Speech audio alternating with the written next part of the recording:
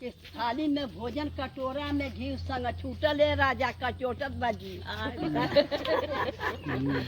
तो भैया लोग अब इनका विदाई होता है, देख लो जब जात है तो ये हमारे ससुर की बुआ का पतो है।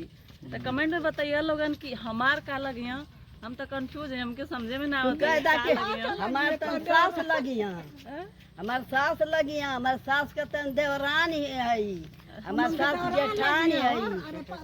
हाँ अब तो मन के रोवाई छूटा तो हम रोवत है। हाँ तो तनी इनकी खातिर तो रो दिया लोग।